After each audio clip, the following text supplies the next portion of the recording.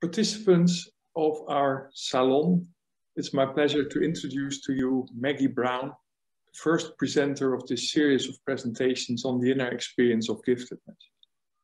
My name is Willem Kuipers. I had the honor of being the guest editor of volume 18 of the Advanced Development Journal. When I say Maggie Brown, it's certainly more appropriate and festive to say Dr. Maggie Brown. She got her PhD about a month ago after, as she describes it, 4 years and hundreds of new friends, colleagues, and hanau, which is Maori for extended family. After all, though born a Canadian, she's been living in New Zealand for many years now and has been extensively inspired by Maori culture and can tell you fascinating stories about it. As you may have read, she's a psychotherapist in private practice, attracting clients from all over the planet. She likes to work with gifted, creative, and out-of-the-box thinking adults, and that description fits her very well too, as I have experienced over these last years that I came to know her. She was essential in making this salon series come to happen. The focus of her research was to develop an international multidisciplinary framework to study and understand so-called giftedness in adults. Her presentation, this moment, covers one of her tools to that purpose, a focus group study to identify priority issues for research with gifted adults. Without further ado, please, Maggie, take it away. Thank you. Good morning, everyone, or kia ora from New Zealand. I'm excited to watch everyone enter, and I saw a list of the registrants the last couple of days. I was absolutely dumbfounded. This was exactly the group of people we were so looking forward to getting together in Denver a year ago. And some of us have tried and succeeded in getting together over the years, often on the tail end or around the edges of gifted education conferences or meetings about gifted children. It was our intention, and by our, I mean a whole group of people, to really change a conversation focus from gifted education, from children, or extend it into adulthood, to recognize that we are talking about human beings and lives rather than periods of time and particular environments. So I'm very excited. Thank you so much for coming, especially those of you who are late night or early morning. I know it's always a challenge to fit in a webinar with global participation, but yay for GDC for doing that. So the presentation that I'm going to give today obviously is about my focus group study. I'm going to do kind of mini lecture format for a little while with some slides. Following on from that, I'll be addressing some key issues and questions that have come up in response to my work so far. And then we're going to open it up to question and answer, where your chat room and so on will be open, and it's a bit of a free-for-all. One thing I'd like to just remind us all, because this is often a personally moving topic, this is being recorded and will be watched by other registrants as they appear over the next few months. So just keep in mind your own privacy and the privacy of people who you may feel you might want to mention as examples, that we can't ensure confidentiality and privacy here. So just keep that in mind. And if you find that I'm sort of saying, hang on, that's, might need to put that on the later conversation list, it's really about privacy and confidentiality. Okay, without further ado, I am going to start sharing my screen, and I'll go in and out of that. So I'm hoping what you're seeing there is Good Morning from New Zealand and the name of my study. So the Voices of Gifted Adults, We Are Not That. My aim in my research, including the focus group study, two aims really. I asked the question, a big question of what's currently driving researchers' interest in this topic of gifted adults. And then I asked a related question, which is, what do the various stakeholders think needs to happen to help us build knowledge? My overall aim in my research the last number of years is to contribute to this advancement of knowledge and study about gifted adults. I appreciated in Willem's introduction that he said so-called gifted adults. That's a conversation that we need to have, that we have been having, and it'll come up during my presentation. And I'll explain why I'm using the term and how I'm using it. The purpose of the focus groups was specifically to add the voice of gifted adults into conversations about them. And those of you who are familiar with concepts around social justice and research, and anyone who loves qualitative research will know that there are important reasons to include in the research those who you are researching. Sort of upsets the old hierarchy of researcher and subject and says, we're in this together. The voices of those studied matter. So the focus group study was in my attempt to ensure that those voices were well present in my research, but also moving forward. So the entire research project actually consisted, if you like, of 4 different voices. I did an extensive literature survey that I hope to have published because it adds significantly to the Rinnan Bishop review by including a lot of qualitative research that was not included in their review, and it brings it up to date. So the top of the circle, you'll see that I included the voice of as many published scholars as I could possibly include in this conversation. I also, some of you will have participated in this, included the voice of 76 experts around the world, people interested in either working with, researching, writing about, or all of the above, gifted adults. So the Delphi study that was published, and those details will be available at the end of my presentation. The Delphi study was the voice of a group of experts who came together over almost a year in different iterative questionnaire process to come up with a group set of ideas about what we're studying, how we should be studying it, and how to move forward. I also looked at the individual voices of those 76 experts, and that questionnaire study will be published soon in Roper Review.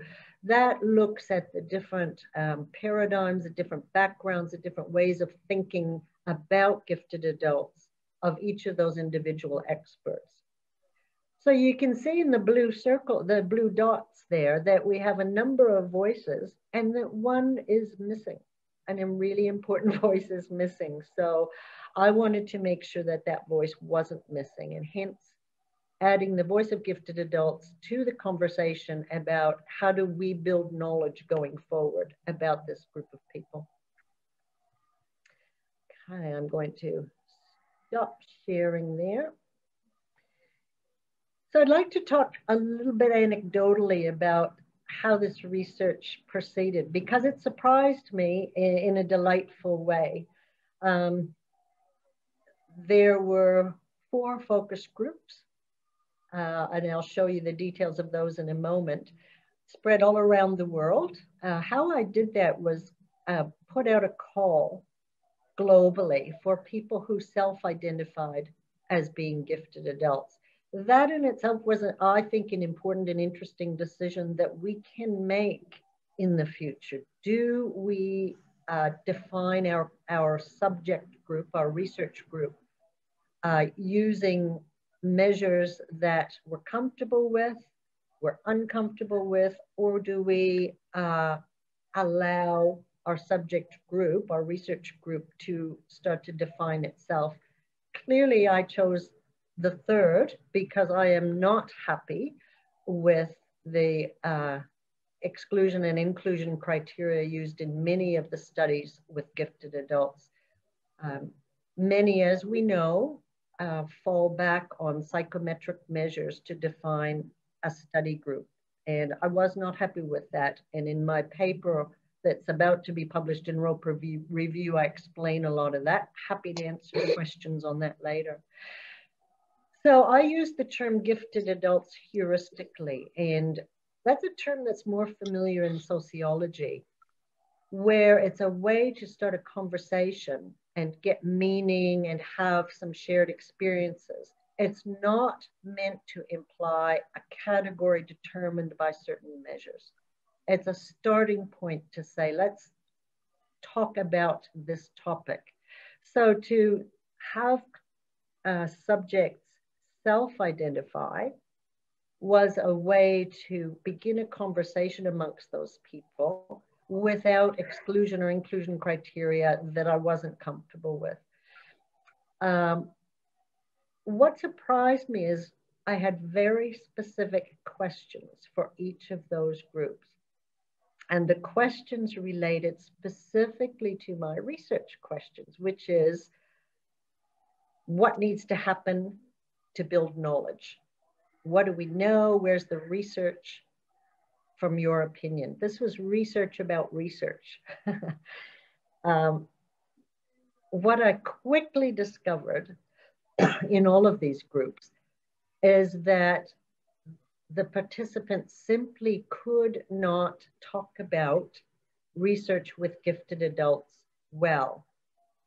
There was, I almost felt like a sheep herder in my focus groups, where the topic would go off research and the study of gifted adults onto what at first seemed like interesting tangents.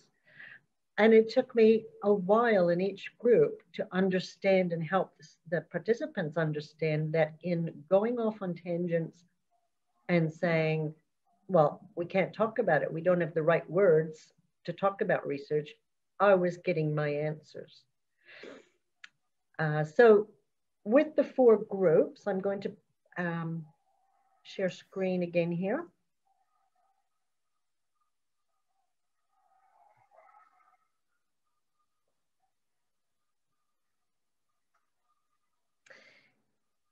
What I'd like to point out in this slide is the heterogeneity of the group, and I'll talk more about that. You'll see the group size, and you'll see that where people self-identified gender, and they all did, there was a mixture of male and female.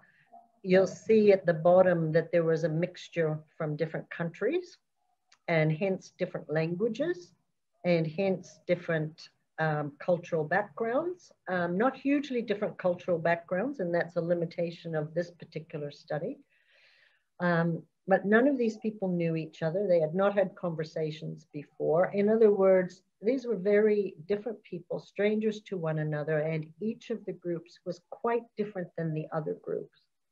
So I found it really interesting that within this heterogeneity and difference and all around the world, the findings came up with one central theme. I was assuming, as most thematic analysis goes, that you come up with 5 or 6 themes and a few sub-themes, but no, each of those groups managed completely differently over the spread of a few months, came up with the same theme. And that was an astounding result for me. And the theme, as you read in the paper, was, we are not that. I'm going to stop sharing screen and talk about that.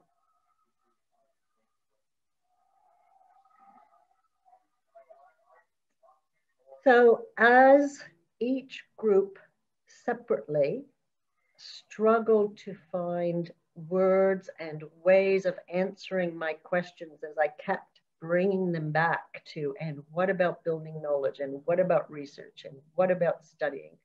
As each of those groups separately struggled with how to answer those questions, emotion came up, frustration came up, tears came up, anger came up. It was each of those was an interesting hour in itself.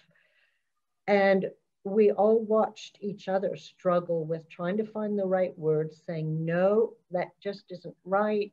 No, that might be how people are studying it, but that doesn't match my inner experience. What often came up was it's just a tiny sliver of who I am. This is not me. We are not that. And that particular theme was spread across all 4 focus groups of people from different countries, different ages, different genders. I think I've made that point well and truly. It was astounding to me. And by the 4th focus group, I was getting used to it. But it was still such a clear thing that for these people, the research that they had read, and they'd all read lots of research, just didn't represent them in a way they were satisfied with. I'm going to share screen again.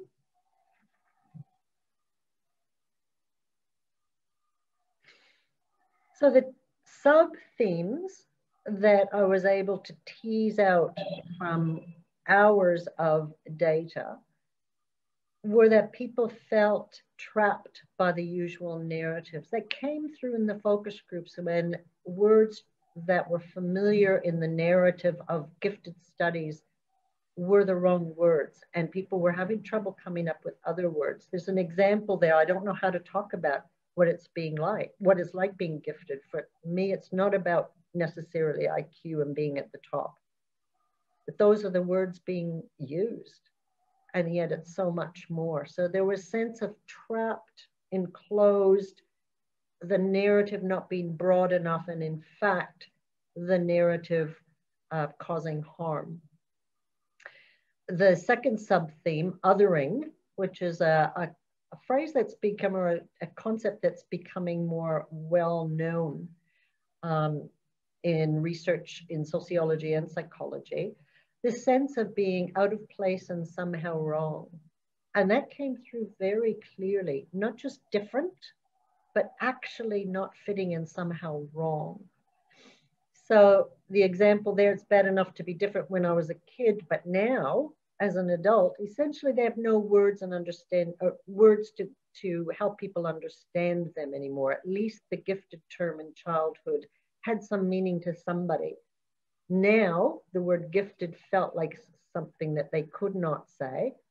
And if they don't say, if they have no other reason or way to explain, words to explain their difference, they felt, one person said freak. There were other quite emotionally laden terms that sent a shock down the spine, said, yeah, this isn't a nice way to feel.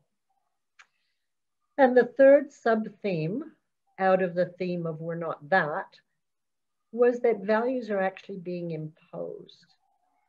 And I think that's a very important thing for us all as people who work with or are interested in gifted adults, and maybe gifted adults ourselves, need to consider. I'm going to stop sharing screen on this one. It was not the case that in these focus groups, people said, you know, it's never been important for me to excel. It's never been important for me to do well. That wasn't the case.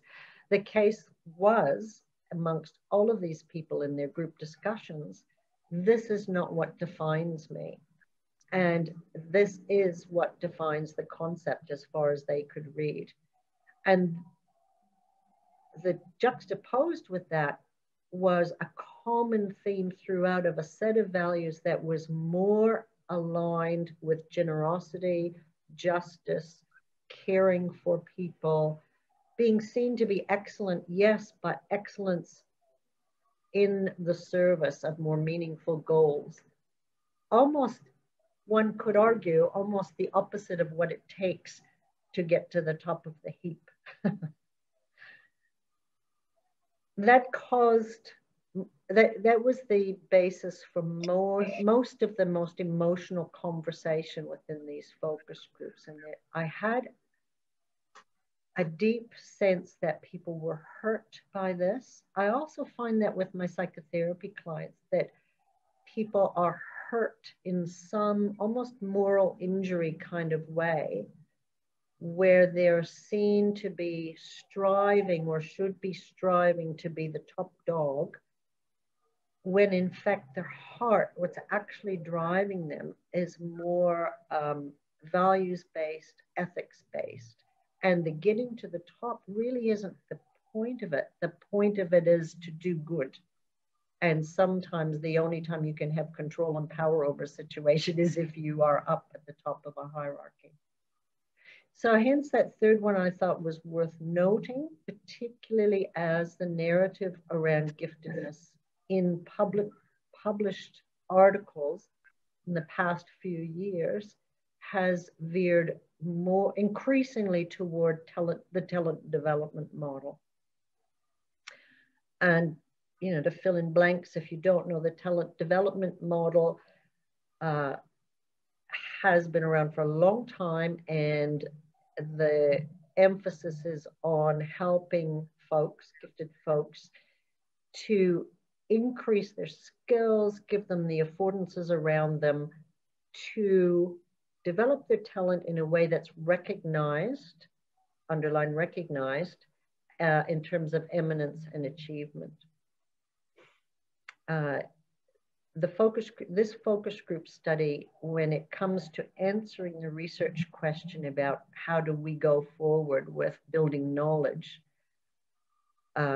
answers that question by saying we need to understand the underlying values and morals and drive rather than make assumptions that we all want to rise to the top and be eminent.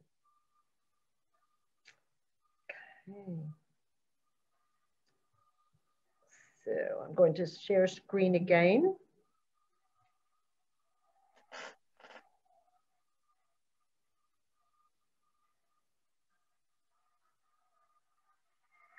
Let you have a quick look at that, and then I'm going to talk to that for a moment.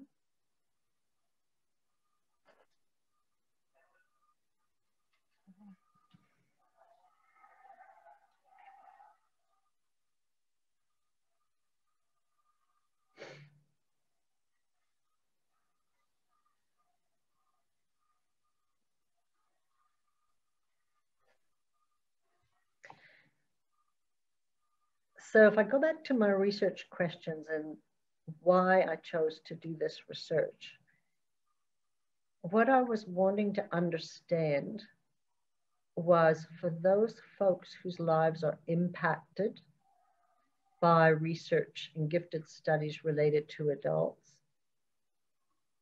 how we need to move forward, what we might be doing right, where we might need to make some changes, and how to start to build knowledge that's meaningful and responds to the actual needs and interests of those being studied.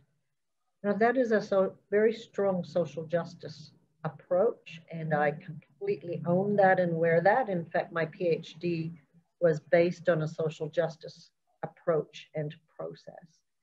What that means to me is that a top consideration always has to be the well-being and what's meaningful to the people we study. And the focus group study asked those people, guide us, tell us as researchers, what's important and meaningful to you. And this focus group's results, I believe, tells us something about what's not priority and meaningful to the people we call subjects or participants. There are a lot of ways to do research. Those of us who have been in academic and scholarly kind of places, which I've immersed myself in the last 4 years, know that there is no one way to do research. There's no one way to build knowledge. There's a but here for me as a result of this study and how it interacted with my other studies. And that but for me is that we can actually do damage. And the focus group for me pointed out that we may be hurting the very people we are studying, which begs the question, why do we do research? I will put the slide back on in a minute, yeah. Why do we do research? Why would we want to build knowledge about gifted adults? Some of us here are clinicians. Some of us here are writers. Some of us here are gifted adults and all those things as well. Some of us here are parents of gifted adults. We might be sons and daughters and brothers and sisters of gifted adults. So an interesting question to sit with is, if we are going to do research, what's the point? And if we're going to do research that's meaningful, who do we ask about the research questions and the way to build knowledge? I'm hoping that this focus group study and the messages that came from these people will contribute to a research platform going forward that is kind and generous and takes into account what's important to gifted adults themselves. And there's a big but here. I'd like to tell you about some of the responses that I've had to this paper. I think the reason I'm doing that is not to have a bleat. I've done that for 2 years now. The reason I'm bringing it up is I think we need to understand the scholarly environment in which we're working. This particular paper was incredibly poorly received by, will I say, the mainstream gifted studies community. To the extent that the work was accused of being subjective and biased. Now that's an interesting one, because I would argue that all of our work is subjective and biased.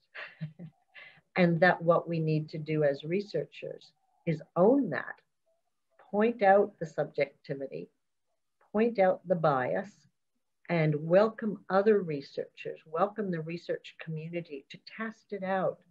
Do this research again with a different group of people or through a different lens. What's interesting to me is I wrote that, as you've read in the paper, 3 or 4 times.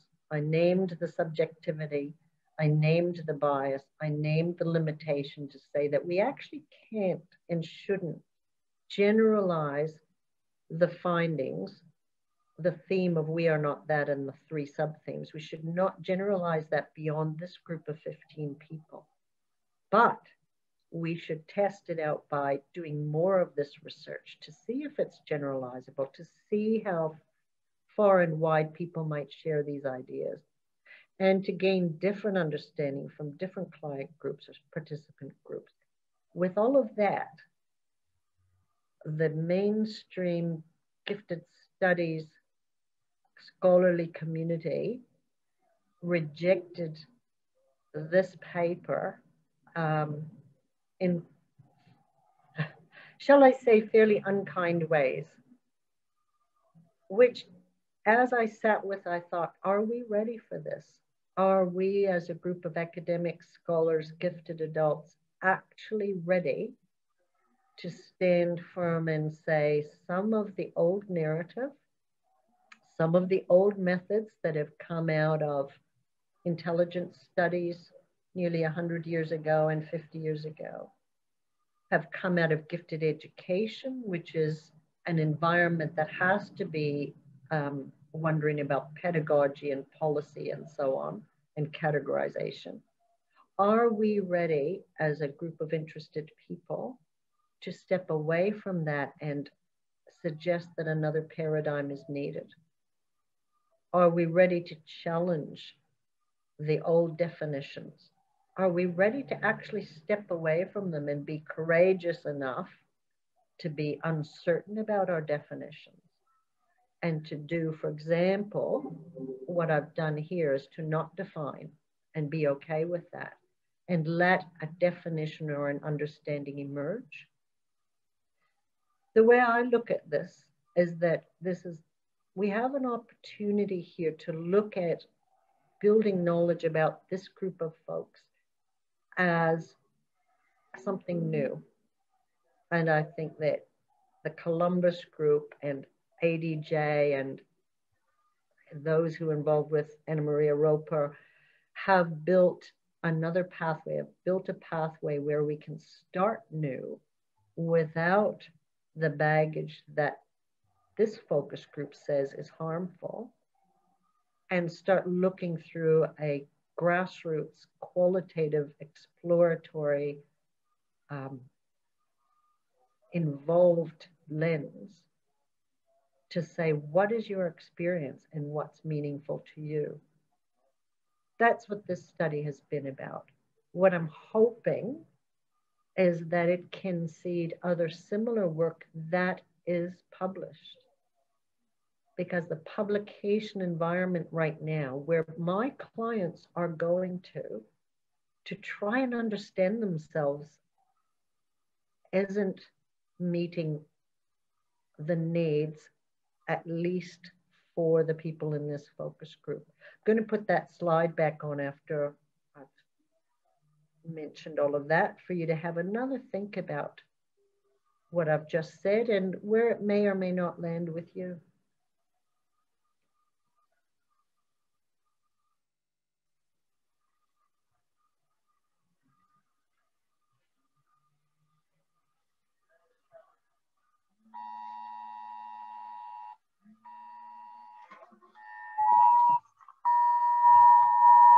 Slide shows you the papers that so far have come out of the work that I've done. We've got the focus group study, which is the voice of gifted adults that we're talking about today. The first Roper review paper is the group of experts, their group opinion. And the one that's coming up is the individual opinions of those 76 experts. I also intend to write up the massive literature study review and have that available. I'll submit it for publication, but if people are interested, contact me and I can get that to you. I love this quote from Mary Ellen Jacobson.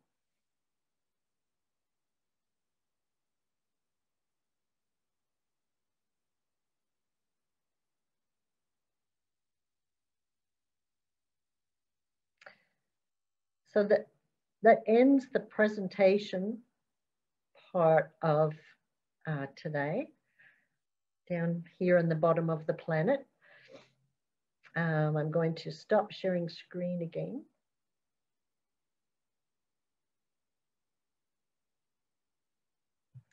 And before we move into a question and answer, I'd like to raise a number of points that I think are important and talk to them. And these are things that we can, as a group from here on in today, discuss, if you like. Be also open to any other questions that are sitting with you and that you'll pop into the chat in a few minutes. Okay, so one of the most important questions I think that I've been asked about this research is, how can you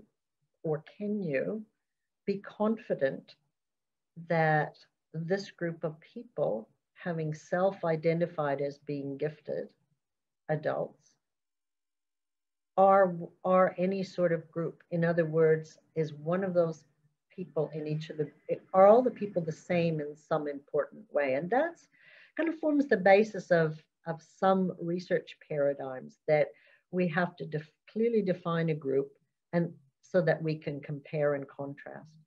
My answer to that is that I don't think we're at a stage in any way to do quantitative research. I don't think we know enough about this group. I don't think we have clearly defined enough yet. We're on the way to stymie ourselves by trying to do quantitative, empirical, and quantitative studies so that we can apply statistical measures and so on. My belief is that we are at an early stage, and I'm sorry if that's frustrating for people who've been at that early stage for 30 years. But I do think we are at an early stage of understanding, and that what we're doing is building knowledge from scratch with some very important foundation there. And so the question of definition is too early. If you think about areas of study that have emerged in the past number of years, such as gender studies, for example, those areas of sociology are kind of leading the way in taking a poorly understood group of people, trying to avoid cookie cutter conceptual approaches, going to the people themselves, the transgender community, for example, and saying, tell us, you have the truth, be the researcher, be part of the research team. You build the knowledge from your experience. And out of that is slowly emerging a better and quite broad and extensive understanding of what gender actually is, where transgender and ambivalence may or may not overlap.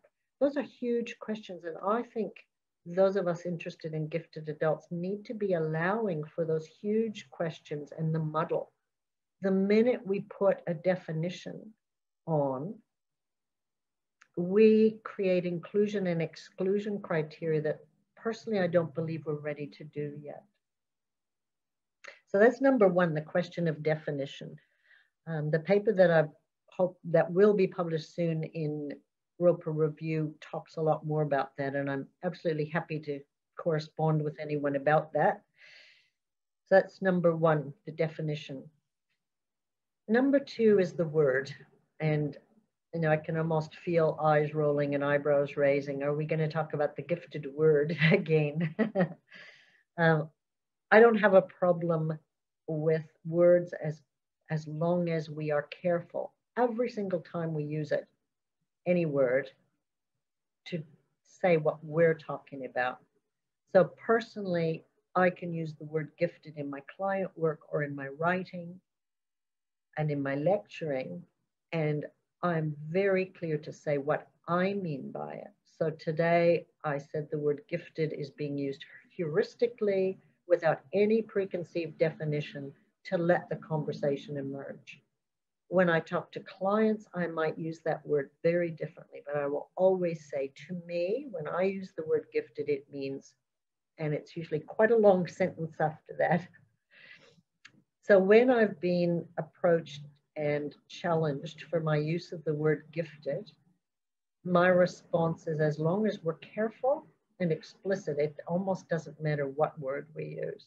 The first time I was challenged on this, for those of you who haven't done a PhD, you do here anyway, you have a meeting about the 8th month in where you essentially have to prove to some people who don't know you and don't know the topic that what you're doing is worthwhile. And I asked to be challenged in that meeting because I knew I was taking on something controversial. And a very brilliant social psychologist who did not know me and did not know the topic stood up and said, "Humph, I'm concerned. I think you're inventing a category that does not exist." That was the most brilliant thing, because I spent the next few years figuring out why I believe this was a category, if you like, a group that needed some exploration. And where I've got to in that is that if we are still going to label a group of human beings and attach to that label some expectations when they're children, that will start to define them in their self-narrative and their identity building. So if we are going to use that label and help shape an identity based on that label in childhood, we cannot whip it away and leave people without a scaffolding for their difference when they're adults. So that's my answer to why we're still using the word. Thank you, Linda. All right, I've heard enough of my voice for now. We're going to open it up to questions and answers. Now, there's a fair group of us here, so we're going to open it up into the chat room. If you could please do that, Joy, to open up in the chat. And what I'll try and do is grab some questions, and if the person who asked the questions feels to speak to that, just unmute yourself, and we'll try and see how we can do today about getting some dialogue going with this many people. Okay. And by the way, I'm absolutely open to answering questions that are directed at me, or you can just ask or comment and we'll get some dialogue going. Okay. So are we open to chat yet, Joy? Yes. Okay. Any questions? Just send them in.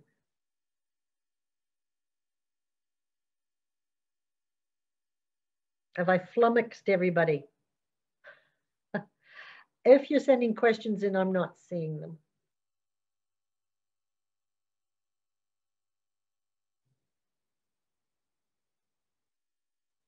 Are we getting questions, Joy? Oh, and here's some. Okay. So, okay, Linda, thanks. Linda Silverman has asked, will I speak to the community I would like to create? Well, how about we speak to the community we would like to create? And yes, I'll kick her off. Thanks, Linda. Those of you who know me, and I think most people here do know that for the last number of years, myself and other people have been longing for this connection, for a group of people who are interested in this topic, no matter what words we use, no matter what backgrounds we're from, to come together to learn from one another, to share experiences, to stop working in little pockets on the planet by ourselves and wondering if we know anything at all because we can't share with the camaraderie. Our intention last year, obviously, was to get together in Denver, and that couldn't happen because of COVID. My intention beyond that was to develop an international coming together. I don't know if we want to call it an organization or whatever, that was specifically adult focused. I feel personally that it's really important to step right away from gifted education paradigms and some of the paradigms that are used to understand gifted children. And some people will say that's throwing the baby out with the bathwater, and I'm open to hearing that. My personal opinion is that we need to come together to learn from one another, enjoy each other, share our research, share our clinical work, so that the research and the work and the people dovetail into what's meaningful for all of us. Linda, would you mind commenting and adding to that, please? I didn't mean you individually. I meant you and Michelle and Willem and Joy Lynn and Fiona and Ellen Fiedler and all of the people who were working together to create the Gifted Adult Summit. You have had perhaps the most strongest voice about the need for community for gifted adults.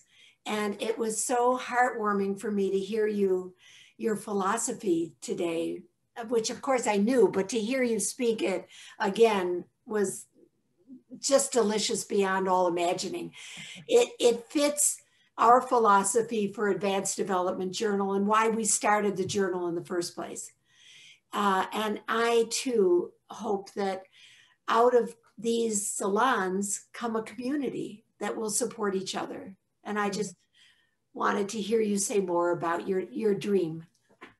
Thanks, Linda. And of course, Michelle and some of the people you mentioned are here, so I encourage anyone. Michelle, Willem, Fiona couldn't make it. She's in Perth and it's 3 in the morning. Right. Ellen, anyone want to speak to that? Now would be a good time. Just unmute and get in there. I think that what the dream was, what the vision was really to have this, there's a continuum, I think, of ways that people perceive and believe and have made mental models about what it means to be a gifted adult. And there are just multiple pathways to it. And when you read or you speak or you listen to different kinds of folks, there's more of a resonance in one way or another. And, you know, for me early on, it was that Columbus Group definition that resonated for me in my practice as a parent, and then on all the way on through as an academic, and now back full circle back to being a grandparent. And so I think that having to find community at every part of those developmental stages in my life has been critical. This is the thing, is it's a lifespan approach. And I think so much of what you said just now, Maggie, resonated for me about gifted education. I did find some community there at a certain part of my life, but then it's like the slide that you showed, it sort of went away when my kids got to be that age. And so then I had to look for it in other places. So I'll stop talking, but I do think it's that sense of that lifespan approach and then developmental. And, you know, I'm right now at this, again, at the crossroads of finding a new place to land, having just left academia, retired, you know, moving into elderhood. It's all brand new, and there's all brand new expectations, and what that means, I don't know yet.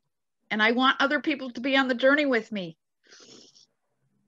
Thanks, Michelle. I think what's beautiful about this salon series is that this is going to extend over a number of months, and important months, as COVID is, well, as vaccinations are happening and so on, and people are starting to re-emerge into the world, I hope. And so we've got, what is it, 4 or 5 months together. So yeah, who knows what'll happen. I'm just going to whip to a question here from Jennifer Allen. Thanks for the question. Washington State, I love it. Jennifer, you note on page 118, one of the participants said we need to raise awareness about traits such as anxiety or anxiousness, sadness, and intensity. And we need to start informing, knowledge needs to be built among employers, doctors, mental health professionals. So that was something that came out in all focus groups, and certainly any of us who work clinically, that is a common question, common problem. So Jennifer, you've asked, what are the next steps that I can suggest to raise awareness? Boy, what a good question, and feel free to unmute yourself if you want to pipe up. Raising awareness is I think, going to be a multi-pronged effort, in that there isn't a lot of credibility right now, as we know, in the medical field for what we're talking about. Either it's an unknown, or there's a sense of that's to do with children, not adults. This is not big news to any of us.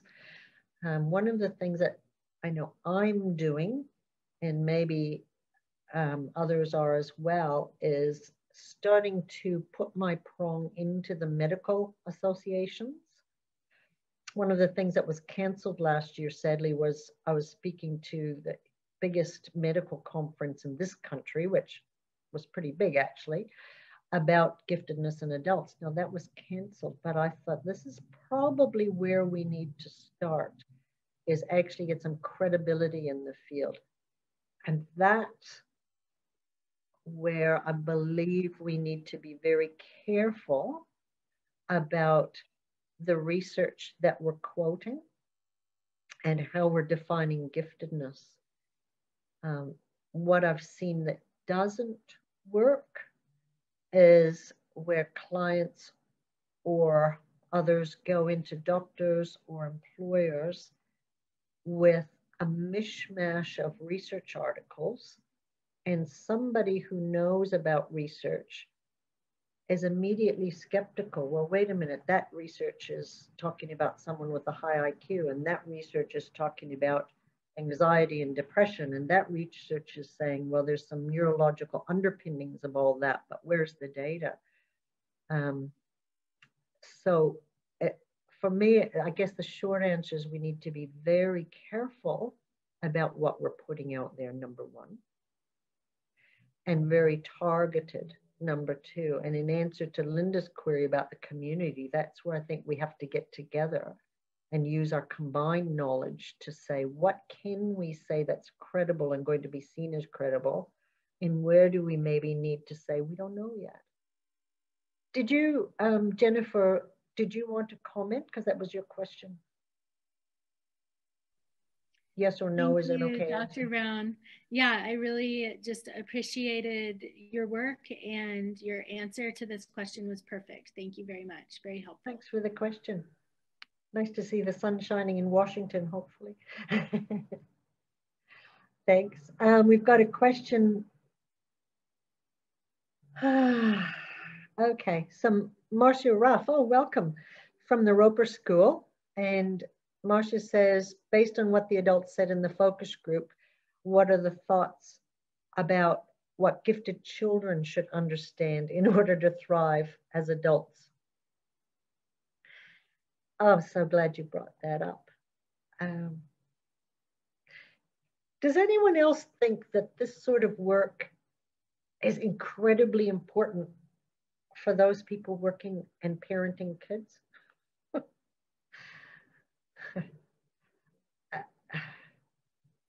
I'm going to talk as a clinician and a parent and a gifted woman in response to that question.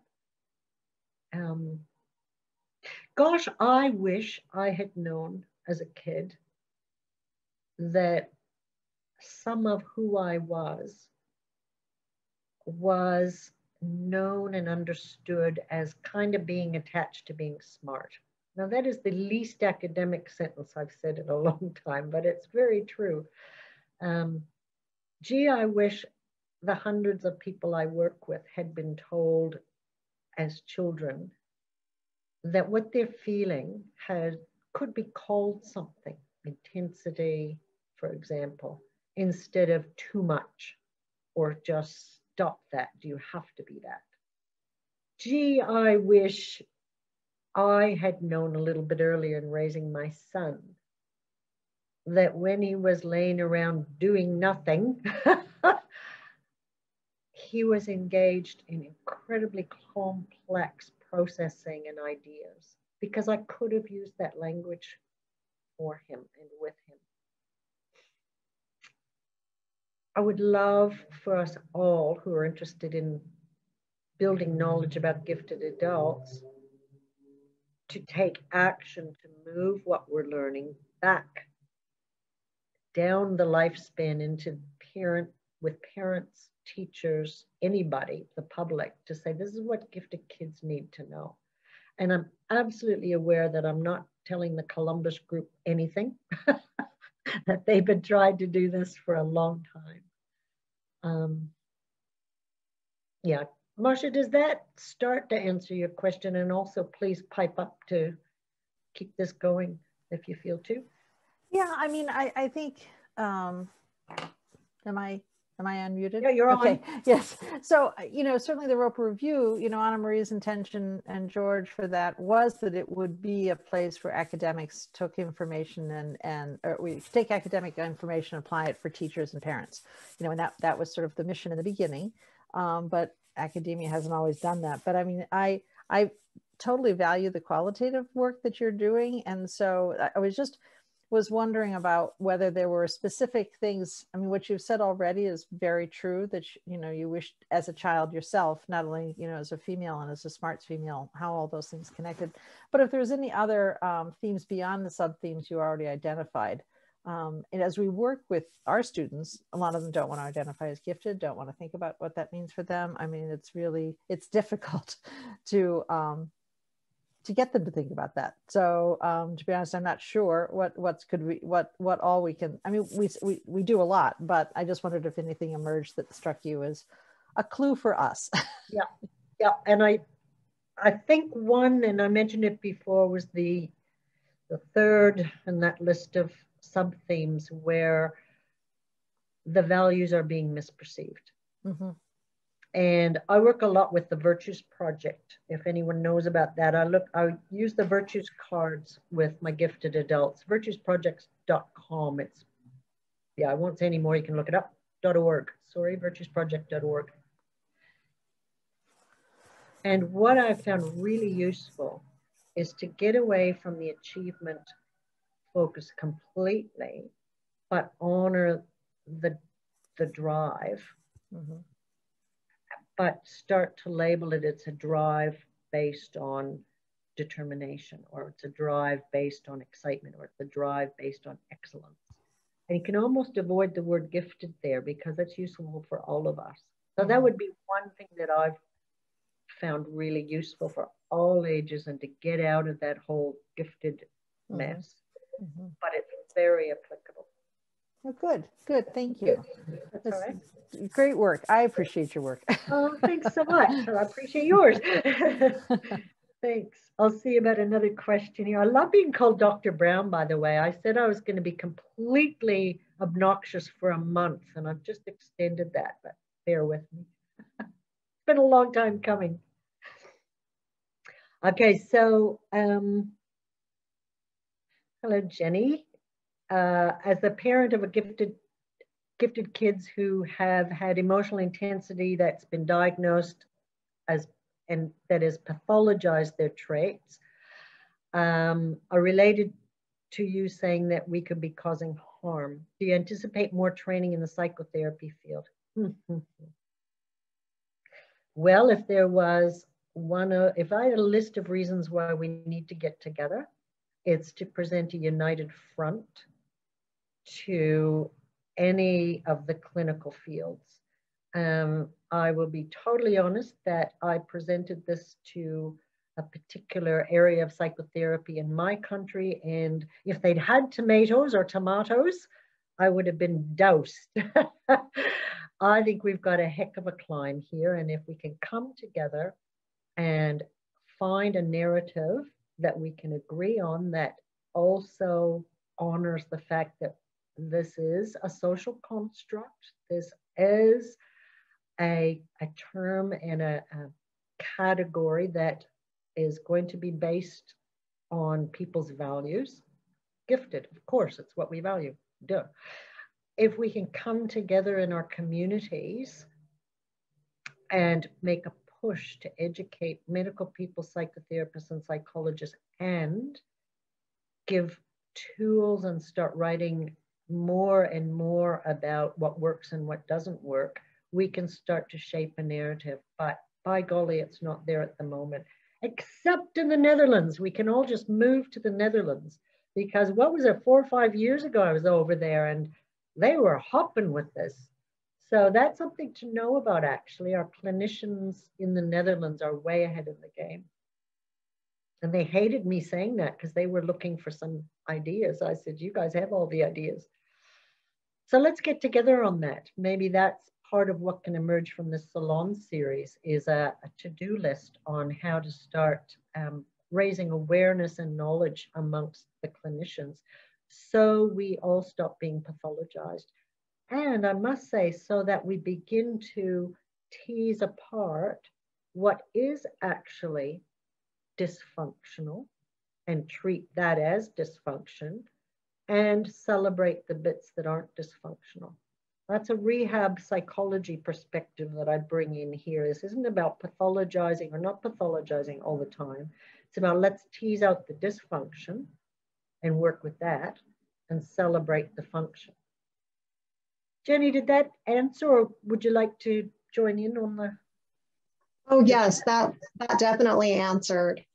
And I think I just really loved everything that you said, not just reading the paper, but hearing you talk about your experience of how it was received. And yeah, I figured we're all smart enough to read it. I didn't need to regurgitate it. Yes. Do you have any ideas yourself about how, because you know a bit about those fields, do you have any idea about what we should be doing and not doing? What you said while you were answering my question about approaching the clinicians themselves, I think there will be some that would be very open to learning, I think, from the people like yourself right now that are experts in this.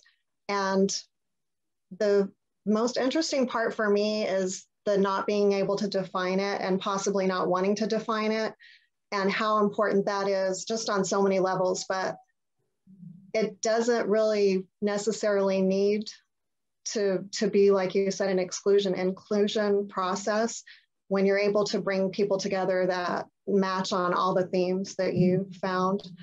That's possibly where to start so that they can begin to recognize people who could self-identify, and then they would be able to find different ways to help them. Because I know the traditional psychotherapy was not helpful for my kids who had some emotional intensity and needed some tools. I had to go outside of the United States to find you and to find the therapist in another country that is now working with my kids. So yeah, in the US, maybe we could start with that.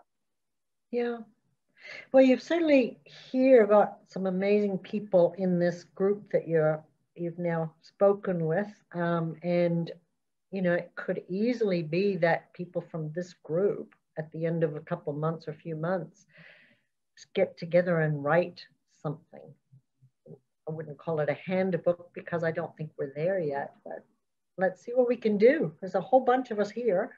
Michelle's wish for Denver, maybe you could talk about this, Michelle, was after the Gifted Adult Summit, you were going to have a day specifically for health and wellness professionals. Would you mind talking to that at the moment? Thanks, Jenny. No, that was just the idea was that that there were folks who were clinicians in from lots of different aspects, from people who were psychotherapists to music therapists to art therapists to creative expression. Those in the really seem to resonate with the kind of thinking that we're talking about, and we just wanted opportunities for people to gather. So maybe there's opportunities to have these pods, you know, that seems to be a big word right now. Just pods of different kinds of folks that are interested in particular aspects of this work to be able to connect. And I think that was the piece, was for the salon series and also for that work, was just to drop the pebble in the pond so that people could make those connections. Yeah. Yeah, as you're talking, I'm thinking we could almost do a little clinical working group on the web and get something, figure out what we need to do and get on with it. Okay, so we've got a question. Oh, hello, Rihanna. Rihanna is from the Netherlands and asks, how do we include gifted adults that do not identify them as being gifted? Well, I'm happy for you to talk about that and anyone else. I'll just quickly say what I do. And that is I spread this around between words. And so anyone I come in contact with will know about Paula's Rainforest Mind. They will know about Willem's Dimension. They will know about Dabrowski and Dabrowski theory. So what I do is spread it out. When I talk, when I meet people, I bore people stupid, I'm sure. But I don't center just on that one word. And at some point, there's a sort of recognition that comes in people's eyes. And then the conversation can go to, yeah, we know we don't like the word gifted, but there's I usually talk myself in terms of a sort of set of qualities and way of being.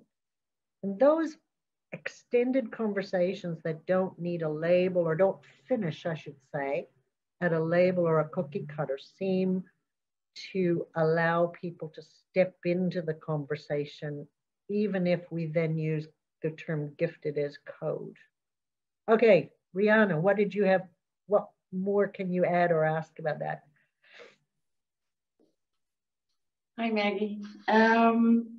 Well, what I'm really afraid of is that we include the gifted who've had a lot of problems in their lives, and that strongly identify themselves also with the trauma they have experienced.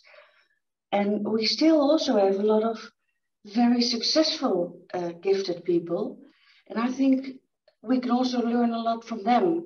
And I'm not talking about the achievement anything, but successful in, you know, in any way. And I'm not saying they are without pain or hurt or existential questions.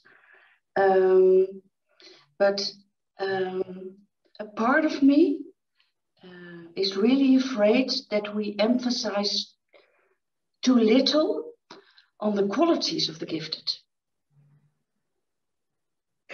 So, Rihanna, I wanted to mention, maybe you can help us out here, the Dutch Delphi model.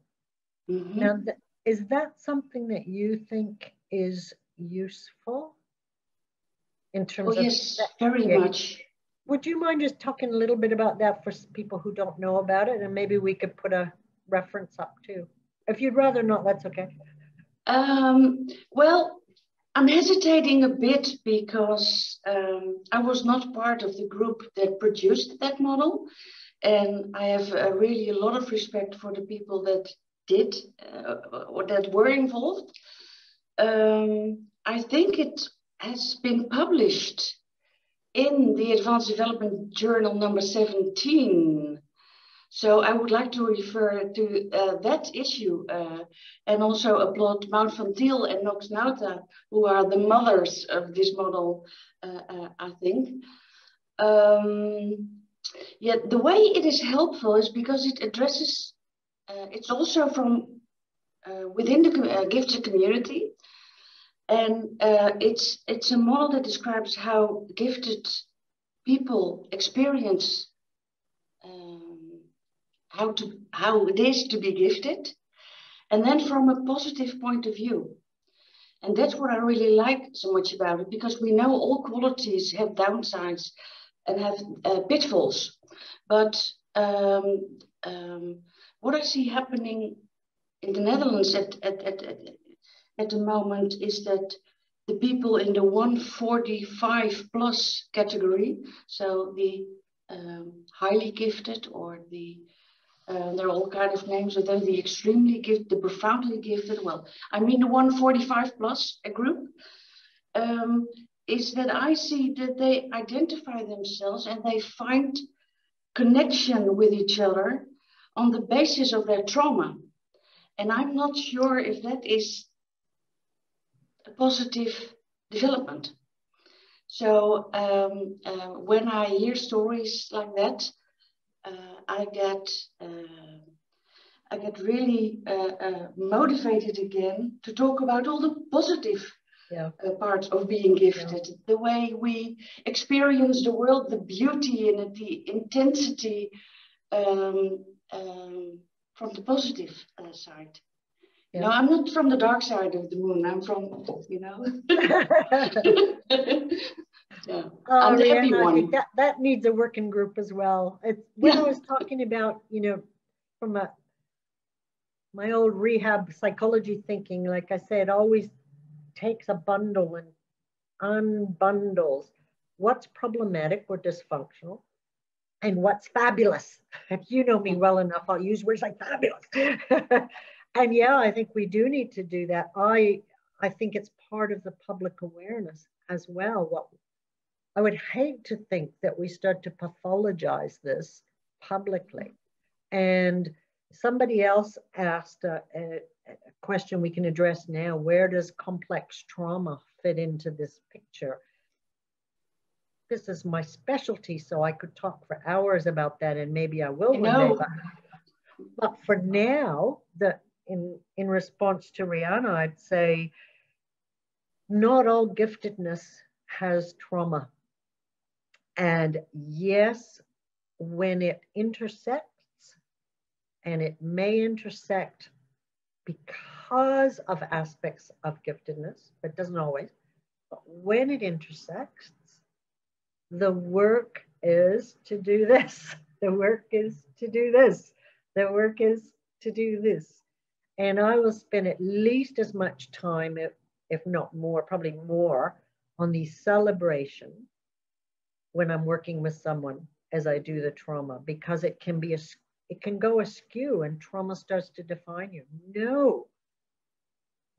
So that's my answer to someone else's question about trauma, but that's another reason we all have to get together.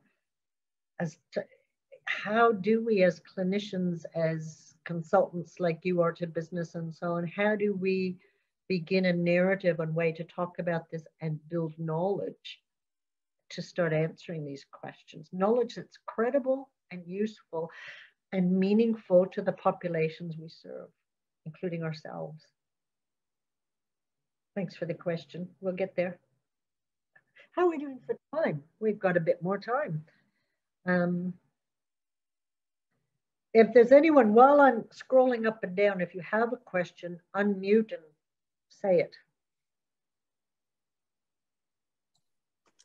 I don't actually have a question as much as, excuse me, a comment Cheryl. or so. Put a face to a name. Nice to see you. Hi.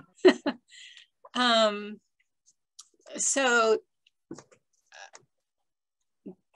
it's my impression of this group is that there's a strong bent toward clinical and a strong bent toward qualitative work. There are a lot of people here I don't know, but the people that I do know largely have that kind of leaning.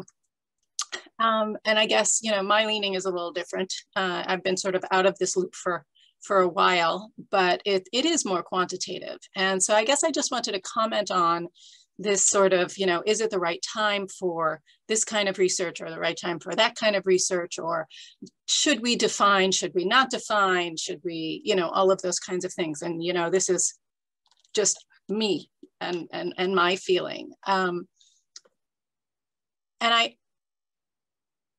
think that we all should do what we can and do it as well as we can. And I think there are many questions to be answered, some of which we don't even know yet. And I think depending on the purpose of the research, you will decide what the best methodologies are and the right people who can do those. Those kinds of studies, and that in some instances it is okay and it's even necessary to make those definitions. And, when you were talking about when I talk to people, I'm very clear. You said, I'm very clear and I give these long explanations about what I mean about this word.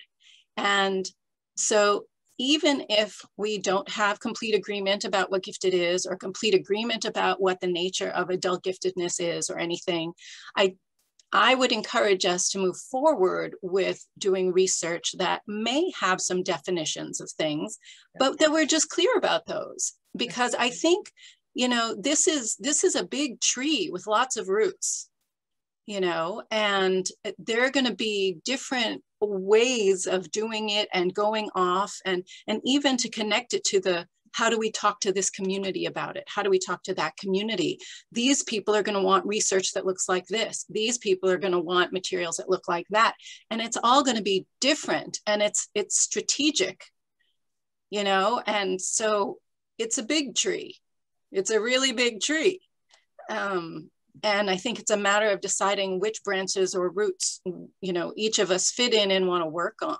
So that's my Cheryl, 2 cents. thank you. Thank you so much for that. I'm just going to share screen for a sec to comment on what you've just said there. I'm going back to my slide that shows the voices.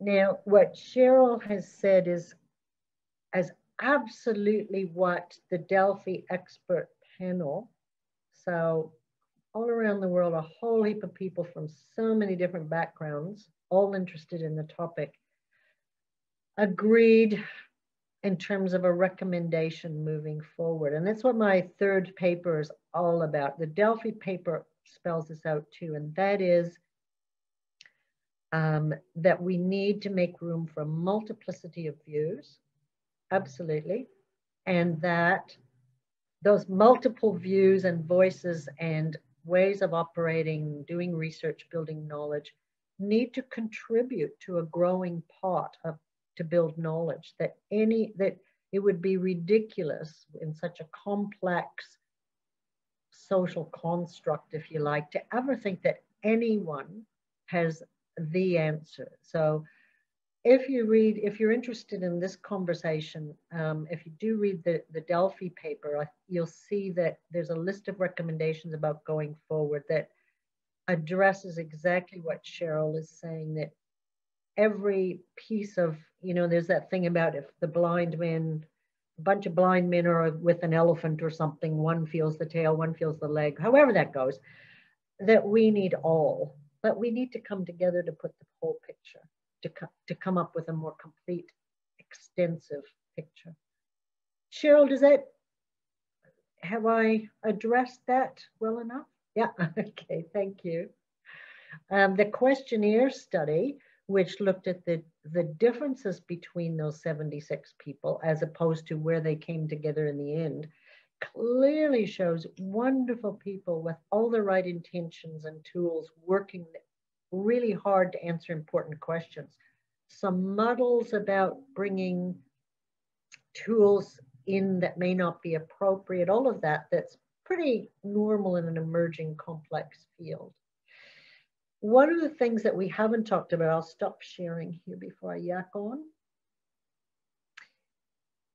Oh, nice flowers. One of the things we haven't spoken about that needs addressing in my focus group study and all through my work and in the field is that if we believe, as I do, that this is a social construct, so we're not talking about a blood vessel, we're talking about gifted, which is a construct that we have decided on.